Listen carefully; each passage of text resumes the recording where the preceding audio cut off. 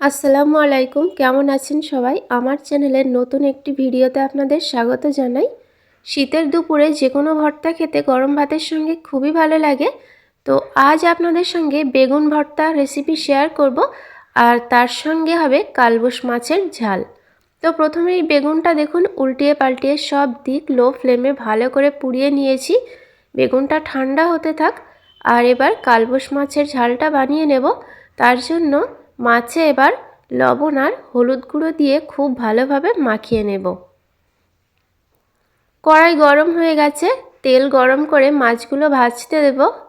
একে একে মাছগুলো দুই পিঠ উল্টিয়ে পাল্টিয়ে খুব ভালোভাবে ভেজে নেব। আর এখানে বেগুনটা একদম ঠান্ডা হয়ে গেছে, তো এবার খোসাগুলো ছাড়িয়ে নিচ্ছি। এবার দিচ্ছি পেঁয়াজ কুচি আর তার সঙ্গে কাঁচা লঙ্কা কুচি, লবণ আর সর্ষের তেল। এবার একসাথে খুব ভালোভাবে মাখিয়ে নিচ্ছি। দেখুন কি সুন্দর দেখতে লাগছে বেগুন ভর্তাটা, আর খেতেও কিন্তু অসাধারণ টেস্টি। আর এদিকে মাছগুলো সবই ভাজা হয়ে গেছে।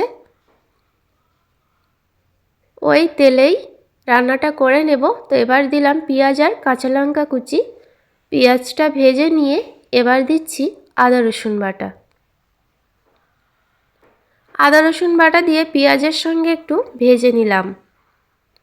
এবার দিচ্ছি গুঁড়ো মশলা, লবণ, হলুদ, জিরে গুঁড়ো আর ধনে গুঁড়ো।